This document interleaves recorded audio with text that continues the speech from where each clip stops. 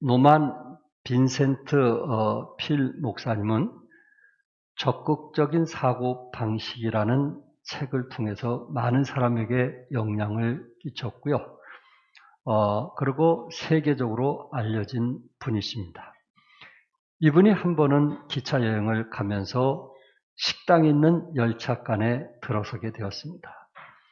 자리를 잡고 앉아 있는데 건너편에 나이가 많으신 부부가 앉아 식사하고 있는 것입니다. 그런데 부인이 계속 남편을 향해서 무언가 계속 불평하는 이야기를 듣게 되었습니다. 여보, 야채가 왜 이래? 고기는 너무 질긴 것 같지 않아? 아니, 이 포도는 너무 신 거 아니야? 왜 이 열차 안의 식당은 왜 이러지? 그리고 여보, 너무 좀 더운 것 같지 않아? 날씨도 안 좋아. 우리 괜히 여행 나온 것 같아. 그 좋은 여행을 하면서 계속 끊임없이 불평하는 것입니다. 필 박사를 의식한 듯 남편은 옆에 있는 필 박사에게 얘기를 건네왔습니다. 선생님, 참 죄송합니다. 이해를 해 주십시오. 제 아내가 본래 직업이 그렇습니다. 필 박사가 직업? 그래서 호기심이 발동해서 이렇게 물었다고 합니다. 부인의 직업이 무슨 직업이신데요? 그러자 남편은 제 아내는 제조업에 종사하고 있습니다. 제조업이라면 물품을 만드는 곳인데 뭐 불평을 만드는 그런 직장도 있는가 해서 무엇을 제조하시나요? 그랬더니 제 아내는요 불행을 제조하고 있습니다. 날마다 스스로 불행을 만들면서 살고 있는 셈이지요. 날마다 스스로 불행을 만들면서 살고 있는 셈이죠. 이 말이 제 마음속에 와 닿았습니다. 세상은 불행을 만들면서 사는 사람도 있겠구나. 같이 살면서 평생 살면서 나는 불행하다고 느끼면서 사는 사람도 있겠구나. 끊임없이 만족하지 못하고 불평하고 원망하고 짜증내고 화내고 그렇게 사는 사람도 있겠구나. 불행을 만드는 사람. 그렇다면 그 반대로 뭐 만드는 사람도 있어요? 행복을 만드는 사람도 있구나. 아내가 있으므로, 남편이 있으므로, 자녀가 있으므로 그 가정이 행복을 만드는 가정이 될 수도 있겠구나. 그렇다면 나는 누구인가? 그리스도 안에서 행복을 만드는 사람인가? 불행을 만드는 사람인가? 물론 불행을 만드는 사람은 없을 겁니다. 그런데 늘 불평하고 쉽게 짜증하고 작은 일에도 인내하지 못하고 참지 못하고 화를 내는 그런 불행을 만들면서 살아가는 사람인가? 오늘 특별히 이것이 행복이라고 시리즈로 저희들이 공부하면서 이스라엘은 왜 행복했을까요? 이 본문 내용에 보면 구원받은 백성들이기 때문에 행복하다라고 말씀하고 있습니다. 29절 상반절에 이스라엘이여 너는 행복한 사람이로다. 여호와의 구원을 너같이 얻은 백성이 누구냐? 여호와의 구원을 너같이 얻은 백성이 누구냐? 그러니 이스라엘 백성은 뭐한 사람이라고요? 행복한 사람이라 이렇게 말씀하고 있습니다. 복이라고 하는 것은 결국 구원이라고 말씀을 드릴 수 있는데 구원은 크게 두 가지로 나눌 수 있습니다. 육신적인 구원과 영적인 구원. 육신적인 구원은 이제 자주 우리가 구원을 받을 수 있지만은 영적인 구원은 이례적인 것입니다. 구약시대 구원은 대부분 이런 육신적인 구원이거든요. 그가 한 번으로 끝난 것이 아니고 이제 반복해서 오는 구원을 말하고 있습니다. 때로 어떠한 위험이나 악으로부터 구출되는 것을 말하기도 합니다. 예를 들어서 패전이라든지 고통, 폭행, 조롱, 포로 이런 곳곳에서 구원받은 것을 말하고 있습니다. 짐승에게서도 구출이 되면 그 짐승에서 구원받았다고 말할 수 있어요. 다니엘 같은 사람은 어디에서 구원받았죠? 사자? 굴 속에서 구원받았잖아요. 그건 영혼과 관계없는 거예요. 육신적인 일이거든요. 그래서 구약시대는 이런 육신적인 다양한 구원을 말씀하고 있습니다. 출애굽한 이스라엘이 바로 왕의 추격과 홍해 앞에서 죽음에 직면했을 때 모세가 백성에게 이르되 너희는 두려워하지 말고 가만히 서서 여호와께서 오늘 너희를 위하여 행하시는 구원을 보라. 행하시는 구원을 보라. 너희가 오늘 본 애굽 사람을 영원히 다시 보지 아니하리라고 출애굽기 14장 13절에 말씀하고 있습니다. 그러니까 죽음의 이기에서 홍해 바다에서 구원하시고 애굽 따라온 군인들은 그 홍해 바다에 의해서 죽게 되는 그러한 구원을 말하고 있습니다. 신약시대 구원은 대부분 영적인 구원을 말하고 있습니다. 물론 예수님께서 질병이나 가난, 고통, 위험으로부터 구원을 받을 수도 있습니다. 여러분이 안 드신 대로 문둥병자가 예수님 만나서 이제 구원을 받았다든지 또한 이제 소경이 예수님을 만나서 눈을 뜨게 되었다든지 안진병이가 일어났다든지 이런 육체적인 구원을 말씀하고 있지만은 예수님께서는 반드시 질병을 치료하실 때는 무엇과 연결했냐면은 영적인 구원과 연결을 했다는 거예요. 그래서 이례적인 영적인 구원, 한번 예수를 만나게 되면 영원한 생명을 얻는 그 구원을 말씀하고 있습니다. 그래서 신약시대 구원은 죄를 사하시기에 세상에 오신 예수 그리스도의 사역과 밀접하게 연관이 되어 있습니다. 하나님께서는 죄인된 인간을 사랑하셔서 독생자 예수 그리스도를 이 땅에 보내시고 인간을 대신하여 십자가에서 보혈을 쏟게 하심으로 하나님과 인간이 온전한 화목을 이루도록 하심으로 구원을 받았다는 것입니다. 영적인 구원은 인간의 노력이나 사색이나 연구나 개발이나 힘으로 이루어지는 것이 아닙니다. 인간 지식이나 또한 지식의 산물인 과학이나 개발된 문화가 결코 여러분과 저를 구원할 수가 없다는 것입니다. 구원은 하나님의 주권적이요 무조건적인 선택으로 이루어진 것입니다. 혹시 여러분들이 팔복에 대해서 기억하시나요? 팔복에 대해서. 우리 예수님께서 산에서 제자들과 많은 무리들에게 진정한 복, 진정한 행복, 팔복에 대해서 말씀을 하셨습니다. 마태복음 5장 1절에 심령이 가난한 자는 복이 있나니 천국이 그들의 것임이라고 했고요. 애통한 자, 온유한 자, 의에 줄이고 목마른 자, 국률이 여기는 자, 청결한 자, 화평케 하는 자, 의를 위해서 박해를 받는 자는 뭐가 있다 그랬어요? 복이 있다고 했습니다. 그런데 원문에서는 복이 있다라는 말이 먼저 나왔다는 거예요. 복이 있도다 심령이 가난한 자요. 복이 있도다 애통하는 자요. 복이 있도다 온유한 자요. 이렇게 해석해야 맞다는 거예요. 그러니까 행복한 사람은 어떤 사람이에요? 행복한 사람은 심령이 가난한 사람. 복 있는 사람은 어떤 사람이에요? 영적으로 애통한 사람, 온유한 사람, 의에 줄인 사람. 이런 사람이 진정으로 영적으로 행복하고 복이 있다는 말씀입니다. 그러니까 우리가 생각하는 그런 복과는 좀 다른 영적인 축복들을 말씀하고 있습니다. 복이라는 그 단어를 영어 성경에서 번역할 때는 blessing이라는 단어를 쓰게 되었습니다. 그런데 우리는 행복하면은 보통 happiness, happy, 형용사로 happy라는 단어를 많이 사용하고 있습니다. 그런데 이 happiness나 happy라는 그 단어는 그 단어가 어디에서 왔느냐? 그 단어는 원래 happen이라는 동사에부터 유래된 단어라고 합니다. happen. 이 단어의 뜻이 뭐예요? 우연히 어떤 일이 발생한 거예요. 그러니까 진정한 행복은 어느 날 우연히 나도 모르게 오는 거예요.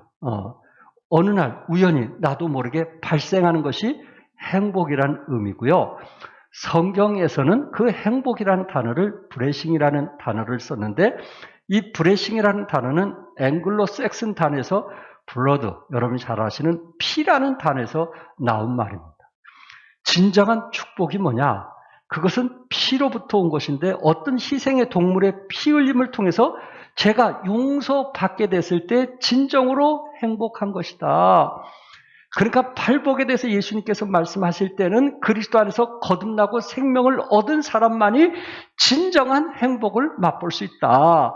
진정한 축복을 맛볼 수 있다. 그렇게 말씀하고 있는 것입니다.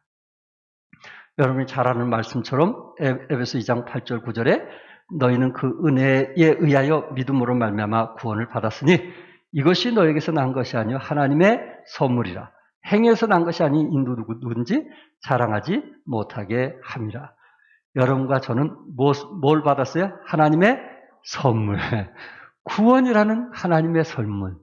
구원이란 말은 간단한 것이지만 그 구원을 이루기 위해서 독생자이신 예수님의 그 피, 머리서부터 발끝까지 모든 피를 쏘신 엄청난 대가와 희생을 통해서 우리가 받은 선물이기 때문에 이것이 행복이라고 이렇게 말할 수 있어야 된다는 것입니다. 그리스도 안에서 거듭났고 그리스도 안에서 생명을 얻었고 그리스도 안에서 영생을 얻은 그리스도인이라면, 아니 진정한 그리스도인이라면 나는 가진 것보다 이것이 행복이라고 이렇게 표현할 수 있어야 된다는 것입니다.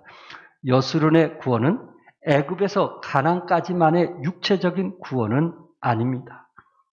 여러분에게 이미 말씀드린 대로 홍해바다를 건넜죠. 또한 쓴물이 단물로 변했죠. 또한 그곳에 미디안으로부터 구원했죠. 모압으로부터 구원했죠. 또한 아침마다 뭘 주셨어요? 하나님이 만나로 생명을 구원했죠. 또한 메추라기로 구원했죠. 불기둥과 구름기둥으로 이스라엘 백성을 구원했죠. 이스라엘 백성은 처음부터 끝까지 출애굽할 때부터 가나안 땅에 들어갈까지 철저하게 그들은 다양한 구원 속에서 살아갔던 사람들이에요. 그러니까 모세가 볼 때 이스라엘 백성은 뭐한 사람이라고요? 행복한 사람이라 이렇게 말했던 것입니다. 이처럼 여러분과 저는 예수 그리스도의 보혈의 능력으로 거듭나고 생명 얻으신 거 믿으시면 아멘 하세요. 정말 주 안에서 참 예수님을 개인의 구세주로 영접했다는 거. 그래서 내 삶이 이렇게 많이 승화되고 성숙되고 인격적으로 변화된 참 복음의 능력. 이런 것을 생각할 때 우리 가정이 서로를 아끼고 서로를 이루하고 서로를 격려하고 또한 아내의 싫은 말을 피하고 남편의 싫은 말을 피할 수 있는 그런 성령님의 인도하심을 그때마다 받으면서 살아간다는 이 사실. 이것이 얼마나 우리에게 행복이요 라고 말할 수 있지 않겠느냐는 것입니다. 두 번째는 하나님께서 이스라엘을 돕는 방패이시기 때문에 행복하다는 것입니다. 29절 이제 중간에 그는 우리 하나님은 너를 돕는 뭐가 되신다고 그랬어요? 방패시요. 우리 하나님이 우리의 방패가 되시기 때문에 행복하다는 것입니다. 방패는 창이나 칼, 화살 등의 공격 무기를 막아내는 보막이기도 합니다. 우리 하나님께서 방패가 되시겠다는 것은 어떠한 상황 속에서도 우리 하나님께서 보호하고 지켜주시고 막아주시겠다는 말씀입니다. 방패는 군인들을 적군의 창과 칼과 화살로부터 막아주는 호신용 무기입니다. 그들이 출애굽할 때부터 가나안에 이르기까지 말로 다 할 수 없는 어려움과 고통과 또한 적들로부터 위험이 있음에도 불구하고 하나님은 저들의 방패가 되어서 지켜주셨다는 말씀입니다. 이스라엘을 방패로 도와주실 뿐만 아니라 또한 구원받은 여러분과 저를 우리 하나님께서 뭐가 되어주세요? 방패가 되어주셔서 세상의 온갖 죄악된 풍조가 우리를 공격하고 사탄 마귀가 끝없이 불화살을 쏘아댄다 할지라도 하나님은 우리를 보호하시고 지켜주심을 믿으시기 바랍니다. 시편 115편 9절과 11절 같이 한번 읽겠어요. 다 같이 시작. 이스라엘아 여호와를 의지하라. 그는 너희의 도움이시요 너희의 방패시로다. 아론의 집이여 여호와를 의지하라. 그는 너희의 도움이시요 너희의 방패시로다. 여호와를 경외한 자들아 너희는 여호와를 의지하라. 그는 너희의 도움이시요 너희의 방패시라. 반복되는 말씀이 뭐예요? 우리 하나님은 우리의 뭐가 되신다는 거예요? 도움이시요 방패가 되신다는 거예요. 아멘요? 도움이시요 뭐가 된다는 거예요? 방패가 되어주신다는 말씀입니다. 여호와를 의지하면 도움이 되시고 방패가 되어주신다. 도움이라고 하는 것은 어떤 상황에서도 적극적으로 개입하셔서 좋은 결과를 만들어 주신다는 의미입니다. 우리의 도움이 되시는 하나님을 우리가 의지하게 될 때에 우리 하나님께서 우리에게 좋은 곳으로 인도하신다는 말씀입니다. 때로 병들었을 때 치료해 주기도 하시고요. 가난할 때 부여하기도 해주시고요. 길을 잃어버렸을 때 안내해 주시기도 하고요. 간구할 때 하나님께서 그 기도를 응답해 주시기도 하는 것입니다. 그래서 시편 기자는 삶의 어려움과 고난이 있을 때 도움이 되시며 방패가 되신 하나님을 이렇게 찬양했어요. 시편 46편 1절에 여호와는 나의 힘과 나의 방패이시니 내 마음이 그를 의지하여 도움을 얻었도다. 내 마음이 그를 의지하여 무엇을 얻었도다고요? 도움을 얻었도다. 그러므로 내 마음이 크게 기뻐하며 내 노래로 그를 찬송하리로다. 구약 성경에 보면은 유다의 아사 왕이 나옵니다. 그는 왕이 되자 우상을 철폐하고 하나님만 섬김으로 하나님께서 축복하셔서 평안과 형통한 삶을 살게 되었습니다. 그런데 어느 날 이웃 나라로부터 쳐들어온다는 이야기를 듣게 되었습니다. 구스 사람이 100만 명의 군사와 병거 300승을 거느리고 유다를 침략하는 것입니다. 100만 명. 우리나라 군인들이 60만 명인데 100만 명이라면 결코 적은 숫자가 아니거든요. 아사왕은 그 순간 위기가 왔어요. 도저히 아사왕은 감당할 수가 없는 거였어요. 아사왕이 할 수 있는 일이 무엇이었을까요? 하나님의 전에 가서 부르짖고 기도하는 것이었습니다. 역대하 14장 11절과 12절에 아사가 그의 하나님 여호와께 부르짖어 이르되 여호와여 힘이 강한 자와 약한 자 사이에 주밖에 도와줄 리가 없사오니 주밖에 도와줄 리가 없사오니 우리 하나님 여호와여 우리를 도우소서. 우리가 주를 의지하며 주의 이름을 의탁하옵고 이 많은 무리를 치러 왔나이다. 여호와여 주는 우리의 하나님이시오니 원하건대 사람이 주를 이기지 못하게 하옵소서 하였더니 여호와께서 구스 사람을 아사와 유다 사람들 앞에서 치시니 구스 사람들이 도망하는지라. 아사 왕은 하나님께 뭐 했어요? 기도했어요. 부르짖었어요. 하나님을 전적으로 의지했어요. 왜 그랬을까요? 하나님이 우리의 뭐가 되어주시니까 방패가 되어주시기 때문에 그렇습니다. 시편 기자는 내가 산을 향하여 눈을 들리라. 나의 도움이 어디서 올꼬? 나의 도움은 천지를 지으신 여호와에게서로라고 시편 121편 1절과 2절에 말씀을 하고 있습니다. 혹시 아파트에 사신 분들은 교회 나오시기 위해서 그 아파트를 걸어 나올 때 그 아파트들이 둘로 진치면서 나를 보호하는 그런 느낌을 가져보신 적 계시지 않나요? 우리 하나님께서 우리의 방패가 되어서 적들로부터 지키고 보호해 주시고 또한 어떠한 시련이나 어떠한 고통으로부터도 하나님 우리를 지켜주시고 축복하신다는 것입니다. 민수기 23장 23절 우리 다 같이 한번 읽어볼까요? 다 같이 시작. 하나님이 그들을 애굽에서 인도하여 내셨으니 그의 힘이 들소와 같도다. 야곱을 해할 점술이 없고 이스라엘 해할 복술이 없도다. 이때 야곱과 이스라엘에 대하여 논할진대 하나님께서 행하신 일이 어찌 그리 크냐 하리로다. 애굽으로 인도해내신 하나님의 힘은 들소와 같다고 했어요. 힘이 있단 말이에요. 그러니까 이스라엘 백성들을 해야 할 점술도 없고 방해할 뭣도 없다 그랬어요. 복술도 없다고 했습니다. 하나님이 이스라엘을 보호해 주시며 방패가 되어주시기 때문에 사주, 궁합이나 운세로 인해서 여러분이 시험 들지 않기를 바랍니다. 언제 살다가 죽을 것이다 라는 그 말이 있을지라도 거기에 시험 들지 말라는 것입니다. 결혼을 잘못했다 할지라도 거기에 시험 들지 말라는 것입니다.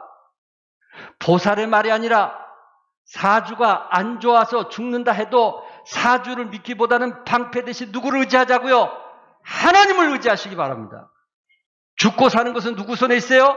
하나님의 손에 있지 사람의 게 아니에요. 운세에 있는 게 아니에요. 우리 하나님은 우리의 삶을 풍성하게 축복하기 위해서 우리를 택하시고 부르셨다고 말씀을 했어요. 우리 하나님은 우리의 방패가 되신단 말이에요. 점술도 복술도 하나님의 힘을 막을 수가 없어요. 하나님의 보호하심을 막을 수가 없어요. 하나님이 우리의 방패가 되시기 때문에 그렇습니다. 그러므로 사랑하는 성도 여러분, 혹시 지나가다가 누가 우리를 비난할 수도 있어요. 누가 우리를 업신 여길 수도 있어요. 누가 우리의 약점을 드러낼 수도 있어요. 그러다가 망하겠지. 저 집안은 망할 집안이야. 그렇게 생각 없이 말하는 사람들이 우리 주위에 종종 있어요. 그러나 중요한 것은 그 말에 마음을 두지 마시기 바랍니다. 살고 죽이는 분은 하나님이시기 때문에 그렇습니다. 복을 주시고 저주를 주는 분도 하나님이십니다. 우리가 하나님을 경외하고 있는 한, 우리가 하나님께 부르짖고 있는 한, 우리가 하나님께 더 가까이 나가려고 하고 있는 한, 하나님은 우리의 방패가 되어서 보호해 주심을 믿으시기 바랍니다. 그럴 때 이것이 행복이라고 그렇게 말할 수가 있는 거예요. 세 번째는 하나님께서 이스라엘의 영광의 칼이 되시기 때문에 행복하다는 것입니다. 우리 하나님은 이스라엘의 뭐가 돼요?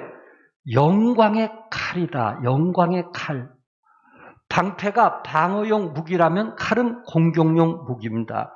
방패가 우리를 세상 풍조와 사탄 마귀의 공격으로부터 막아주는 호신용 무기라면 칼은 적극적인 공격하는 무기라는 거예요. 이스라엘 왜 행복한지 아시겠어요? 하나님께서 영광의 칼이 되어주셔서 모든 원수들을 무찔러 주셨고 앞으로도 또 그렇게 하실 것이기 때문에 그렇습니다. 하나님은 최강의 군사력을 자랑하던 애국 군대를 무찔러 주셨어요. 아말렉 군사들과 가나안 땅에 미리 살고 있었던 7 부족들을 차례로 이기도록 도와주셨어요. 하나님의 영광의 칼이 이스라엘 도와주시니까 대적들이 복종을 하게 되었던 것입니다. 모압, 암몬, 광야에서 어떤 나라가 존재한다 할지라도 그들이 이스라엘 백성들을 그 가나안 땅으로 가는 길을 막는다 할지라도 그때마다 하나님께서 영광의 칼이 되어 주셔서 전쟁에 승리케 하셔주시고 이스라엘을 가나안 땅을 가는데 어려움이 없도록 해주었습니다.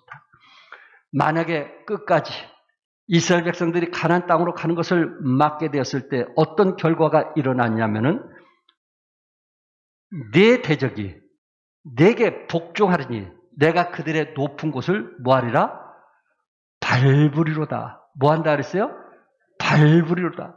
가나안 땅에 이스라엘 백성들이 가는데 장애물이 되고 대적자들이 되었을 때 하나님께서 철저하게 높은 곳이라도 밟아 버리겠다고 말씀했어요. 히브리서 2장 8절에서도 만물을 그 발 아래 복종하게 하셨느니라고 말씀했어요. 예수님께서는 마지막 주님 재림하실 때 나타날 그런 것을 말씀하시면서 7교회를 비유로 말씀하셨어요.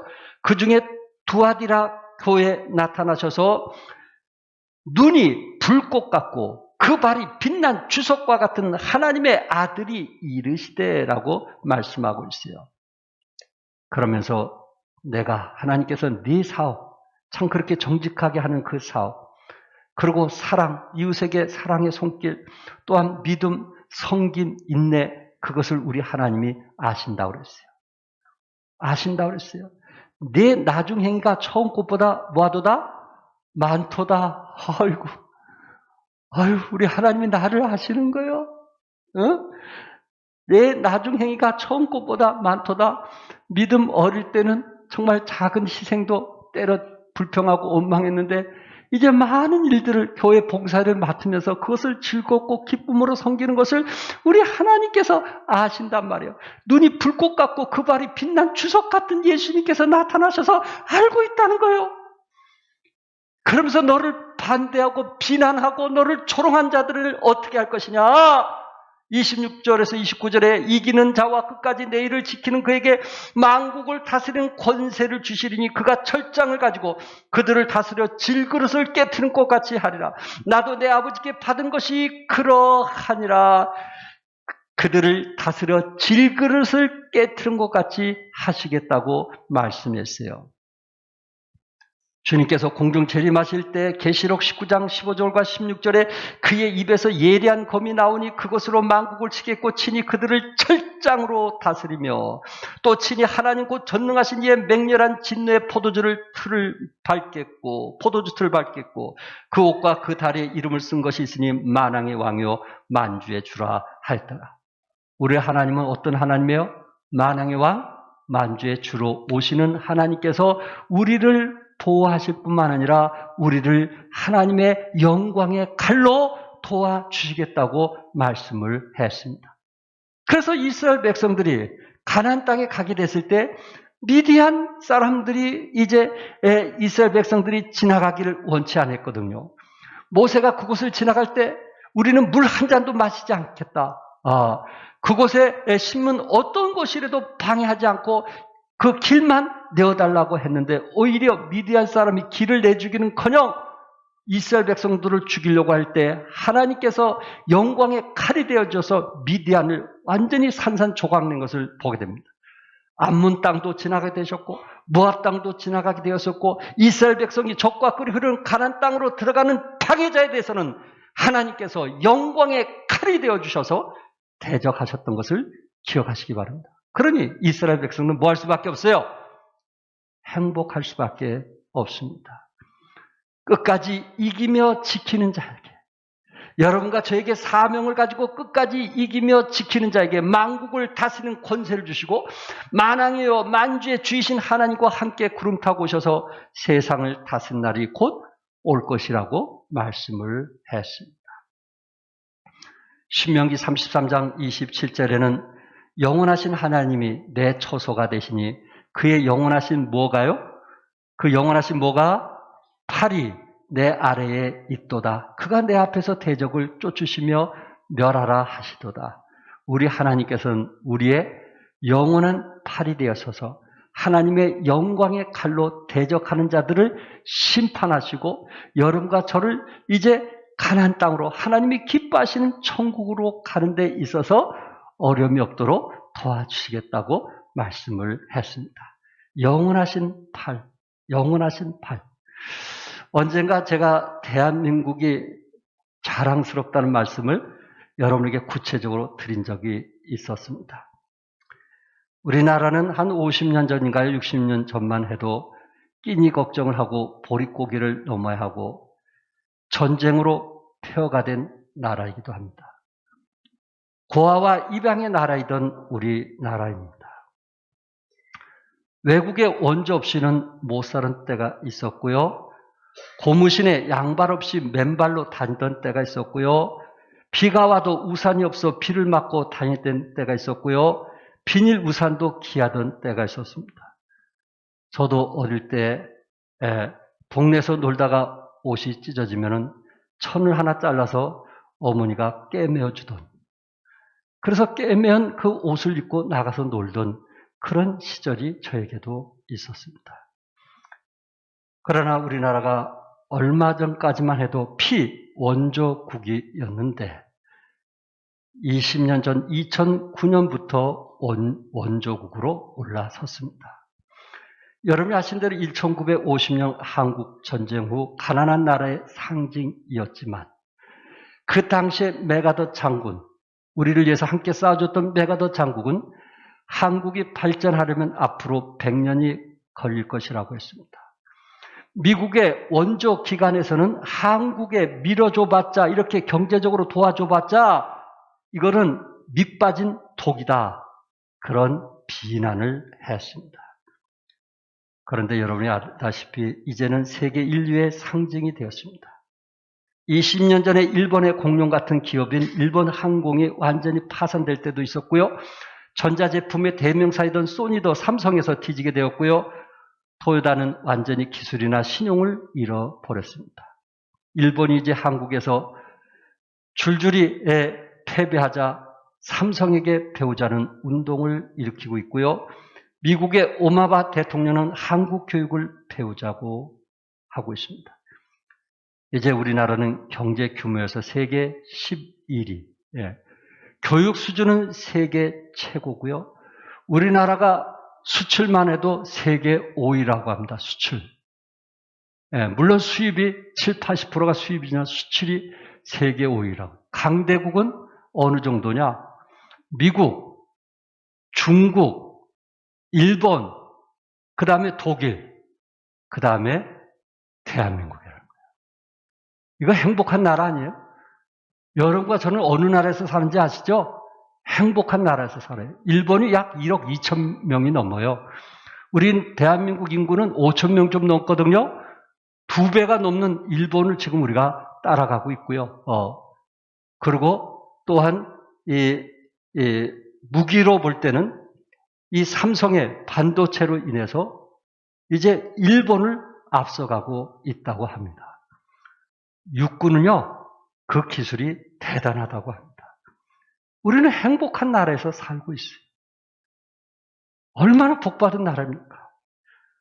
그러나 진정한 국가의 행복은 여호와의 영원하신 팔에 있음을 믿으시기 바랍니다. 하나님께서 그 힘센 팔로 우리를 도와주기 때문에 행복하다는 것입니다.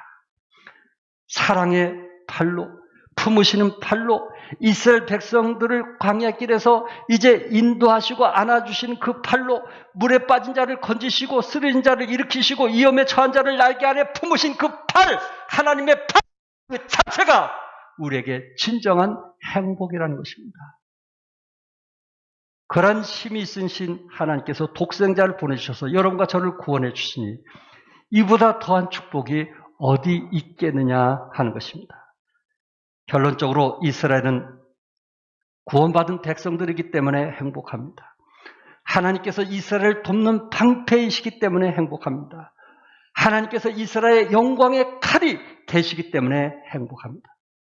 이처럼 살아가는 여러분들도 행복한 사람인 것을 기억하시고 행복을 만들어가는, 이미 모든 조건이 다 되어 있으니까 우리 가정에서 또한 자녀들과 이웃들과 함께 또한 종합 성세 침례교회가 행복한 교회가 되기를 주님의 이름으로 축복합니다. 기도하겠습니다.